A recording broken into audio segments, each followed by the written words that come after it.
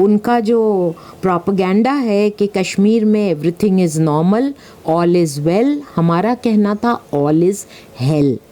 Normal नहीं है। अगर नॉर्मल है तो भाई हम आपसे पूछते हैं, नॉर्मल है ना तो फिर क्यों इंटरनेट बंद है? नॉर्मल है ना तो फिर क्यों लैंडलाइन बंद है? नॉर्मल है ना तो क्यों फ़ोन बंद है? नॉर्मल है ना तो क्यों कर्फ्यू है? और एक बात बोलें, वहाँ कर्फ्यू है। यहाँ पर आम तौर पर ये कहा जा रहा है कि दफ़ा 144 लगी है, लेकिन दफ़ा 144 में यूं लोगों को घर में जाने के लिए गाड़ियाँ घूम घूम कर नहीं बोलती हैं।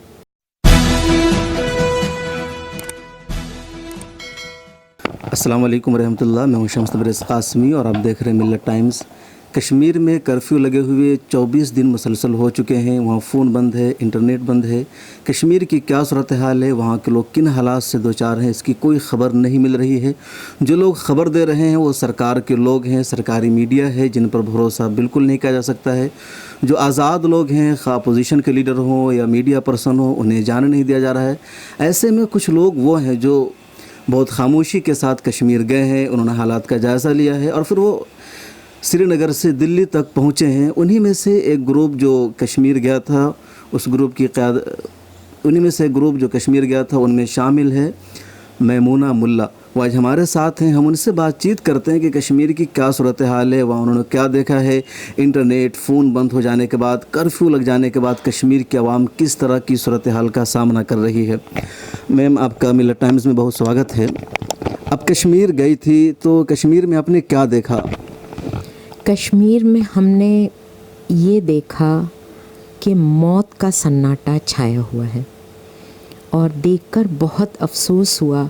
कश्मीर जिसे कहा जाता है कि जन्नत का नज़ारा है, वहाँ के हालात ये थे कि लोग नज़र नहीं आ रहे थे, सड़कें सूनी थी, बाज़ार बंद थे, दुकानें बंद, होटलें बंद।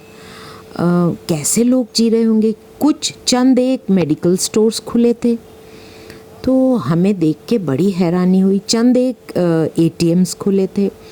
बड़ी मुश्किल से हमें रहने की जगह मिल पाई और हम इधर उधर बहुत मुश्किल से इधर उधर घूम पाए। अच्छा, आप सिर्फ श्रीनगर में थे? वो शहर का एरिया है, जो दूसरे इलाके हैं, जो गांव और देहात, उधर भी आपका जाना हुआ?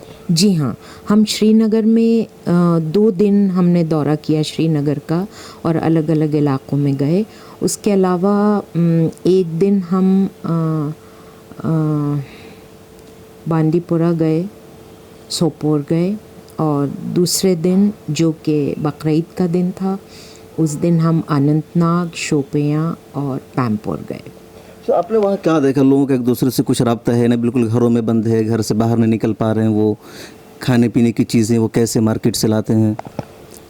अब कैसे लाते हैं, ये वाकई बहुत दिक्कत का उन लोगों को सामना करना पड़ रहा है। एक बच्ची ने हमें बताया, यंग लड़की, उसने हमें बताया कि उसकी नानी का इंतकाल हो गया और वो अपनी नानी के घर आने के लिए उसको कई नाकों पर रुकना पड़ा और मन्नत समाजत करना पड़ा कि हमें जाने दीजिए, तब जाकर वो अपनी नानी के पास, नानी के जनाजे में पहुंच पाई। इसका मतलब है कि जनाजे में भी ज़्यादा लोग नहीं आ पाए होंगे, घर के लोगों ने ही दफनाया होगा। जी हाँ, और इसके अलावा हम एक अखबार, किस तरह उन्होंने चंद दिन निकाले, दो एक अखबार इस तरह, 2-4, एक अखबार हमने देखा कि पूरा सफ़ा भरा हुआ था पोस्टपोनमेंट और कैंसलेशन के नोटिसेस का, शादियों के और रिसेप्शंस के को मुलतवी करने के नोटिसेस उसमें दिए हुए थे। वो देखकर हमें बहुत बहुत अफसोस। कि अब तक जितनी शादी होने वाली थी इन दिनों में सारी वो कैंसिल कर दी गई है। अब सारी तो मैं नहीं कह सकती, लेकिन मैं ये कह रही हूँ कि उसमें वो इश्तिहार वो डले हुए थे अखबार में, दोनों सफ़ों पर, कि शादी कैंसिल हो रही है। अच्छा, आपने बताया कि बकरीद के दिन भी आप वही थी, तो जो खबरें आई है या बताया गया सरकार की तरफ से कि बकरीद पर लोगों ने ईद की नमाज़ अदा की और सारे खुश थे। 15 अगस्त के बारे में भी कहा गया कि 15 अगस्त को कश्मीरियों ने वो यौम आज़ादी का जश्न मनाया। आपने क्या देखा? देखिए, 15 अगस्त पर तो मैं वहाँ नहीं थी, लेकिन हाँ, बकरीद के दिन मैं वहाँ थी और ये कहना कि लोगों ने नमाज़ पढ़ी, नमाज तो लोग पढ़ेंगे ही, नमाज पढ़ी तो सरकार ने कौन सा तीर मार लिया? तो घर में भी नमाज पढ़ सकते? जी हाँ, नमाज तो उन्होंने अपने महल्ले की मस्जिद में नमाज पढ़ी, उससे आगे उनको जाने नहीं दिया गया। ईदगाहें बंद थी, सिर्फ श्रीनगर में नहीं, हम अनंतनाग गए, हम शोपियां गए, हम पैम्पोर गए ईद के दिन, ईदगाहें बंद थीं, जामा मस्जिदें बंद थीं। वहाँ पर लोगों ने अपने गांव की, अपने महल्ले की मस्जिद में नमाज़ पढ़ी। लोगों ने हमें बताया कि देखिए, हम तो ईद पर नए कपड़े भी नहीं पहने हैं, हमारे छोटे बच्चे 4 साल की, 8 साल की बच्चियाँ अपना फ्रॉक्स या कुछ छोटा मोटा कुछ पहने हुए इधर उधर घूम रही थी, लेकिन लोग जो हैं वो खुशियाँ नहीं मना रहे। अच्छा, क्या कुर्बानी कर सकते? क्योंकि बकरीद में सबसे अहम है वो जानवरों की कुर्बानी, तो क्या वो लोग करने पर कादिर थे कुर्बानी? उन्होंने जानवर की ख़रीदारी कर ली थी?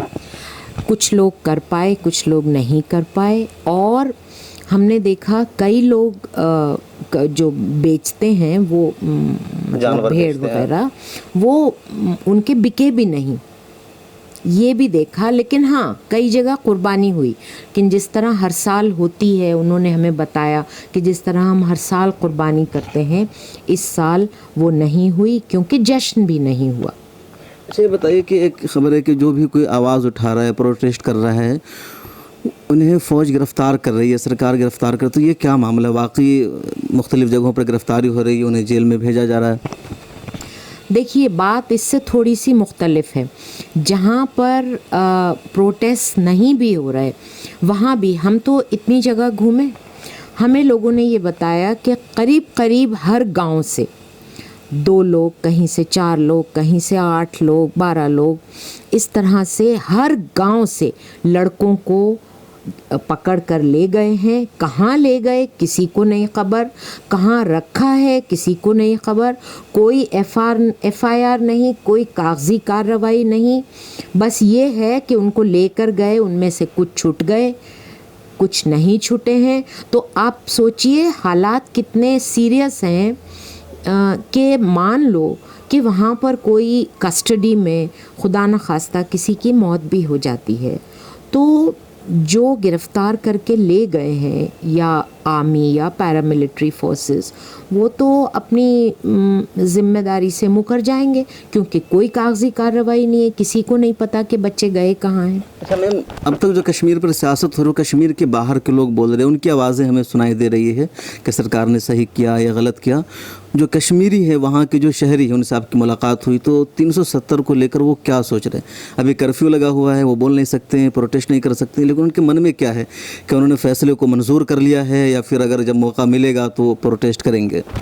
पहली बात पहले कह दूं, जो आपने कहा कि लोगों तक जो खबरें आ रही हैं यहाँ हिंदुस्तानी मीडिया के ज़रिए से, मैं आपको बता दूं, वहाँ पे आपको भी पता है अजीत डोभाल जी वहाँ गए थे और उन्होंने कुछ लोगों के साथ खड़े होकर सपोजिडली बिरयानी खाई है। तो हमने वहाँ जब लोगों से मालूमात की तो ये पता चला कि जिन लोगों के साथ वो खड़े हैं उनमें से कुछ ने ये कहा कि हमें तो ये भी नहीं पता कि ये हैं कौन। भाई, कश्मीरियत ये कहती है उनकी कि आपके पास एक मेहमान आया, उसको आप खिला रहे हैं, हमने भी खिला दी बिरयानी। तो वो जो उनका जो प्रोपेगेंडा है कि कश्मीर में everything is normal, all is well, हमारा कहना था ऑल इज़ हेल। नॉर्मल नहीं है। अगर नॉर्मल है तो भाई हम आपसे पूछते हैं, नॉर्मल है ना तो फिर क्यों इंटरनेट बंद है? नॉर्मल है ना तो फिर क्यों लैंडलाइन बंद है? नॉर्मल है ना तो क्यों फ़ोन बंद है? नॉर्मल है ना तो क्यों कर्फ्यू है? और एक बात बोलें, वहाँ कर्फ्यू है। यहाँ पर आम तौर पर ये कहा जा रहा है कि दफ़ा 144 लगी है, लेकिन दफ़ा 144 में यूं लोगों को घर में जाने के लिए गाड़ियाँ घूम घूम कर नहीं बोलती हैं। अच्छा, गाड़ियाँ हर मोहल्ले में घूम रही है? हर वक्त नहीं, सुबह शाम अनाउंसमेंट होता है। क्या अनाउंसमेंट होता है? कि आप अपने घरों में चले जाइए वगैरह। कर्फ्यू में ही ऐसा होता है। तो बाकायदा वहाँ के हालात, यहाँ का मीडिया, आपको पता है जब हम लोगों के पास जा रहे थे तो लोग हमसे कह रहे थे आप मीडिया से हैं, अगर ऐसा है तो आप हमसे बात मत करिए। हमने कहा क्यों? कहने लगे देखिए मीडिया आकर हमसे बात करते हैं, लेकिन जब रिपोर्ट करते हैं तो उसका बिल्कुल उल्टा रिपोर्ट करते हैं कि यहाँ सब कुछ ठीक ठाक है, इसलिए हमें मीडिया से बात नहीं करना। तो हमें अपनी गुफ्तगू के शुरुआत में उनसे कह देना पड़ता था हम ना मीडिया से हैं ना सरकारी नुमाइंदे हैं, हम कंसर्न सिटीजन्स हैं, इंडिविजुअल्स हैं। हम आपके पास आए हैं, हम आपसे हमदर्दी रखते हैं। कश्मीर के जो हालात बने हैं हम सरकार की इसमें तनकीद करते हैं कि ये गलत हुआ है, और इसीलिए हम आपसे बातचीत करने आए हैं, आपसे डायरेक्टली जानने के लिए, बराह रास्त गुफ्तगू करने के लिए। तो वो खुलते थे और इस कदर खातिर करने की कोशिश करते थे कि हम आपको क्या बताएं। लोग बिल्कुल खुश नहीं है, 2 वजह हैं। एक, वो कहते हैं हमें धोखा दिया गया। कश्मीर का हिंदुस्तान से जो रिश्ता है उनके कहने के मुताबिक वो आर्टिकल 370 के ज़रिए था। वो आर्टिकल 370 हिंदुस्तान ने उसको रद्द किया है, तो उनके कहने के मुताबिक अब उनका हिंदुस्तान से कोई रिश्ता ही नहीं रहा। एक बात। दूसरी बात उनका ये कहना है कि जिस तरीक़े से उन्होंने किया, गैर जमहूरी तरीक़े से किया, वो भी गलत। तो उनकी जो तनकीद है और उनका जो एतराज़ है वो दोहरा है। एक ये कि उनको वो आर्टिकल 370 और आर्टिकल 35A हटाना नहीं चाहिए था, और दूसरा ये कि जिस तरीक़े से उन्होंने ये किया है, बिल्कुल एक तानाशाही तरीक़ा अपनाया है, वो भी गलत रहा है। और ये जो कनपट्टी पे बंदूक रख के अमित शाह ने पार्लियामेंट में बोला ना कि क्या मैं फ़ारूक अब्दुल्ला को कनपट्टी पे बंदूक रख के लाता, तो अमित शाह जी बताएं कि वो कश्मीरियों की कनपट्टी पे बंदूक रख के अपना फ़ैसला मनवाने की कोशिश कर रहे हैं। क्या ये सही है? ये बात कश्मीरी हर जगह बोल रहे थे, हर जगह बोल रहे थे। मतलब साफ है कोई इस फैसले से खुश नहीं है, और जब भी उन्हें मौका मिलेगा एहतजाज करेंगे। वो कह भी रहे कि ये बुनियाद थी। तो ओवरऑल आपका ये कहना है कि जो कश्मीर के हालात हैं वो सही नहीं है, गिरफ्तारियां हो रही है, तो इन लोगों को गिरफ्तार करके कहाँ भेजा? क्या उन पर तशद्दुद भी किया जा रहा है? जो लोग बाहर निकलते हैं क्या फ़ौज उनके साथ ज़्यादती भी करती है, या कि समझा बुझा करके कैद कर देती है, घरों में भेज देती है? देखिए, आपने 2-1 बातें कही हैं, मैं दोनों का जवाब दूंगी। आखिरी बात पहले, आपने कहा कि क्या उन लोगों पे तशद्दुद हो रहा है। हमें कुछ पता ही नहीं है कि वो लोग हैं कहाँ, लेकिन हाँ, जिससे हमारी बात हुई, एक बच्चे से बात हुई, उसने बताया कि उसको मारा पीटा गया था, 5 दिन रहा, 11 साल का बच्चा, उसको मारा पीटा। मैं जगह इसलिए नहीं बता रही कि अगर उसको आइडेंटिफाई कर लिया और निशानदेही कर ली तो उसके ऊपर और ज़्यादा जुल्म ना हो, एक बात। दूसरा, हमने एक माँ से मिले, वो कह रही थी आधी रात को, रात 12 साढ़े 12 बजे के करीब उनके घर आए, उनके 19 साल के लड़के को लेकर चले गए, और ईद के दिन, उनकी क्या ईद होती आप सोच सकते, वो लड़का वापस नहीं आया था। इसके अलावा हमने देखा कि पथराव हो या ना हो, पथराव तो पूरे हिंदुस्तान में बहुत सारे एहतजाज होते हैं, उसमें होता है, कोई नई बात नहीं है, लेकिन क्यों कश्मीरियों के ऊपर ही इस तरह से पैलेट गन डाली जाती है? पैलेट गन के हम 2 ज़ख्मियों से मिलकर आए। उन्होंने कहा कि जिस वक्त उन पर ये पैलेट गन चली है और उनकी आँखों में चोट आई है, वो लोग पथराव भी नहीं कर रहे थे, किसी एहतजाज में भी नहीं थे। बल्कि हमें राइजिंग कश्मीर के दफ्तर में गए तो हमें वहाँ पता चला कि उनके एक डिज़ाइनर को, जो अपने घर पे था, वो उसने दरवाज़ा ऐसे किया और किसी को कुछ बोल रहा था, CRPF को या किसी को, कि भाई ये बुज़ुर्ग हैं, इनको चले जाने दो, तो उसके ऊपर पैलेट गन चलाई गई। शुक्र है उसकी आंखें बच गईं। तो इस तरह का मतलब बेमानी तशद्दुद तो वहाँ जारी है। बल्कि एक जगह है सौरा, जहाँ पर प्रोटेस्ट हुआ, ये सही है कि वहाँ प्रोटेस्ट हुआ, करीब 10,000 लोगों का प्रोटेस्ट हुआ, लेकिन हमें वहाँ जाने नहीं दिया। नाका ऐसा था कि हमें रोक दिया गया, हम जा नहीं पाए। लेकिन एक बात बताइए, जब आप पीसफुल प्रोटेस्ट भी नहीं करने देंगे, पुरअमन तरीक़े से एहतजाज भी नहीं करने देंगे, तो लोग क्या करेंगे? लोगों में तो गुस्सा बढ़ेगा। अच्छा, इसका मतलब है कि जो पुलिस है या फौज है वहाँ हर घर के करीब तैनात है, हर जगह लगी हुई है। देखिए, हर घर नहीं बोल सकते, लेकिन हाँ, नाके नाके पे वो तैनात हैं। और सड़क के आखिर में वो बाब्ड गोल करके जो बाब्ड वायर कांटे वाला वो लगाया जाता है, वो लगा हुआ है वहाँ पे। तो हालात बहुत बुरे हैं और पता नहीं कश्मीर का क्या होगा। एक उबलता हुआ प्याला है, पता नहीं कब छलकेगा, क्या होगा, किस तरह उबलेगा। हालात, और पास में पाकिस्तान है इधर, मतलब हमें, बल्कि देखिए पंजाब में भी टेररिज्म था, हाँ, लेकिन खालिस्तान था, तो हमने उससे किस तरह डील किया, लोगों को अपना कर, पंजाब के लोगों को।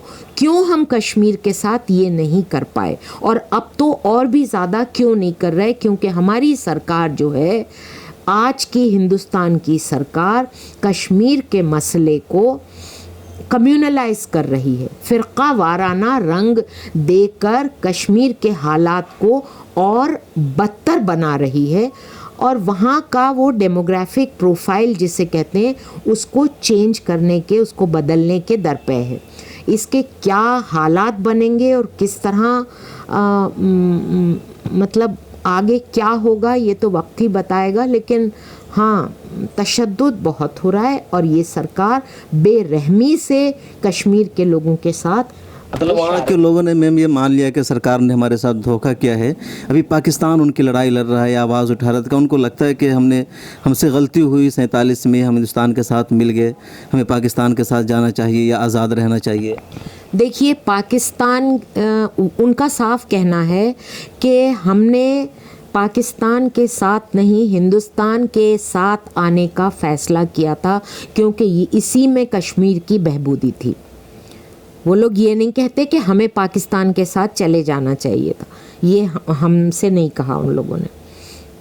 ये बात क्लियर है। कश्मीरी बहुत पॉलिटिकल लोग हैं, बहुत समझदार हैं, सियासत के मामले में बहुत समझते हैं सियासत, और अपनी तारीख़ भी वो लोग बहुत अच्छी तरह जानते हैं। यंग लड़के, टीनेजर्स भी बहुत अच्छी तरह अपनी तारीख़ भी जानते हैं और अपनी सियासत भी। उन्होंने हमसे ये नहीं कहा कि वो पाकिस्तान के साथ चले जाते तो अच्छा था, हरगिज़ नहीं कहा। लेकिन हाँ, उनका ये कहना था कि हमने एक कॉन्शियस फ़ैसला किया था, 370 हमारा अहदनामा था हिंदुस्तान के साथ रिश्ते का, जिसको हिंदुस्तान ने तोड़ा है। ये बात वो ज़रूर कहें। मैम, बहुत शुक्रिया, आपने बहुत सारी चीज़ हमसे शेयर की, हालात उन्होंने बताया कश्मीर के। आपको नाज़रीन बहुत इससे जानने को मिलेगी ये चीज़ें कि कश्मीर की फ़िलहाल क्या सूरत हाल है, कर्फ्यू लगने के बाद वहाँ क्या कुछ हो रहा है। एक आखिरी बात मैम, कि आप वहाँ गई थी, अपनी टीम के साथ गई थी, तो आपको किस तरह की परेशानियों का सामना करना पड़ा? क्योंकि जब एक ऐसी जगह आप गए थे, होटल्स बंद, रेस्टोरेंट बंद, रास्ते बंद है, तो आपको भी बहुत सारी दिक्कतों का सामना करना पड़ेगा। और कोई दूसरा जाना चाहेगा तो किस तरह जाने के बारे में सोच सकता है? देखिए, एक तो ये है कि बड़ी टीम ना जाए, चंद लोग जाएं। दूसरी चीज़, हमें हाँ वाकई दिक्कत तो हुई, लेकिन हम लोग भी जब यहाँ से गए तो एक साथ नहीं गए, और थोड़ा हमने जो कहते हैं ना CRPF वगैरह से, जिसे भिड़ना कहते हैं, उसकी कोशिश नहीं की, उनको कन्फ्रंट करने की कोशिश नहीं की। जहाँ पर नाके थे हमने उनको अवॉइड किया, क्योंकि हमारा मकसद तो था लोगों से मिलना और लोगों के फीडबैक लेना। जो बड़े मशहूर चेहरे, उनसे हट करके आप लोगों ने वहाँ जाने की कोशिश की? जी हाँ। हम जिस दिन हम गए उसी दिन कॉमरेड सीताराम येचूरी और कॉमरेड डी राजा गए थे, लेकिन हम उनके साथ नहीं गए। हम अलग से एयरपोर्ट से बाहर गए और हम सब जगह जा पाए। नाके हटाकर CRPF की जहाँ नाकेबंदी थी उन जगहों को अवॉइड करके, जहाँ तक हमें ऑटो या कोई गाड़ी ले जा पाती थी हम वहाँ जाते थे, और उसके बाद पैदल इधर उधर घूमते थे। पब्लिक ट्रांसपोर्ट भी बहुत कम है वहाँ? जी हाँ, पब्लिक ट्रांसपोर्ट तो था ही नहीं। ऑटो हमें एक पॉइंट पे लेके गई, बोली कि इस पुल के आगे हम जा ही नहीं सकते। तो वो दिक्कतें तो हैं, लोगों को इतनी दिक्कत। हमें एक ऑटो वाला कहीं लेकर गया, उसने बताया कि मैं तो इसलिए आज घर से निकला कि मेरा बेटा जो है उसको अस्थमा है, तो उसकी दवा ख़त्म हो रही है, शाम की आखिरी डोज बची है, तो मैं दवा ढूंढ रहा हूँ, दवा अवेलेबल ही नहीं, मिल ही नहीं रही। तो ये हालात हैं वहाँ, जबकि लोगों को ज़रूरियात नहीं मिल रही हैं। तो किस तरह कश्मीर के हालात को आप नॉर्मल कह सकते हैं, ये मेरी समझ से बिल्कुल परे है। जब आप लोग लौटे थे कश्मीर से तो आपने एक डॉक्यूमेंटरी बनाई थी वहाँ के हालात पर, उसको रिलीज़ करना चाह रहे थे, शायद उस पर पाबंदी लगा दी गई। ऐसा क्या था उसमें जिसको सरकार ने बैन कर दिया, आपको मना किया रिलीज़ करने से? पहली बात तो सरकार ने बैन नहीं किया, हम प्रेस क्लब में दिखाना चाहते थे। वो डॉक्यूमेंट्री उस सेंस में नहीं, छोटी सी एक शॉर्ट फिल्म जो हम नीचे आधा या तो धड़ है उस तरह से है, इनकॉग्निटो है हम, क्योंकि लोगों को शनाख्त हम उनकी नहीं चाहते थे उसमें। प्रेस क्लब ने बोला कि उनके ऊपर बंदिशें हैं और वो वहाँ पर नहीं दिखा पाएंगे। हमने भी इसरार नहीं किया, लेकिन हमने उसको फिर इंटरनेट पे डाला है और वो अवेलेबल है, आप देख सकते हैं। तो उस सेंस में अभी तक उस पर बैन नहीं लगा है। बहुत शुक्रिया थी मैमूना मुल्ला जो कश्मीर गई थी, इनके साथ इनकी जो दोस्त हैं कविता, कृष्णा और 2 लोग और गए थे। 4 लोगों के साथ इन्होंने कश्मीर का दौरा किया, हालात का जायज़ा लिया, क्या कुछ कश्मीर में हो रहा है वो आपने इनकी ज़ुबानी ख़ुद सुन लिया। और शायद यही वो वजह है, सूरत हाल है, जिसकी बुनियाद पर जो हुकूमत है सिर्फ अपनी मर्ज़ी को लोगों को कश्मीर जाने दे रही है, जो आकर ये कहते हैं कि कश्मीर में सब कुछ ठीक ठाक है। लेकिन जो अपोजिशन के लीडर्स हैं, ख़ास सीताराम येचुरी हो या राहुल गांधी हो, दूसरे अभी गए थे, किसी को भी जाने नहीं दे रही। इसके अलावा ये भी इत्तलात है कि जो मीडिया है, यानी जो ऐसे जर्नलिस्ट जो सच दिखाते हैं, उनको वहाँ बहुत ज़्यादा दिक्कतों का सामना करना पड़ता है, उन्हें सरकार कोऑपरेट नहीं करती है। जो उनके चैनल्स हैं, जो मोदी और गोदी मीडिया कहलाते हैं, उनके साथ सरकार कोऑपरेट करती है, उनको सारी चीज़ें फराहम कराई जाती है, उन्हें हेलीकॉप्टर में बैठा कर दौरा कराया जाता है और दिखाते हैं कि कश्मीर में सब कुछ ठीक ठाक है। मिलत टाइम्स की वीडियोस देखने के लिए यहाँ क्लिक करके सब्सक्राइब करें और हाँ, बेल आइकन जरूर दबाएं। अगर फेसबुक पर देख रहे हैं तो पेज लाइक करें। ताज़ा तरीन खबरों और मज़ामीन के लिए विजिट करें हमारी वेबसाइट www.millettimes.com। हमारी ये वेबसाइट उर्दू, हिंदी, इंग्लिश तीनों लैंग्वेज में मौजूद है।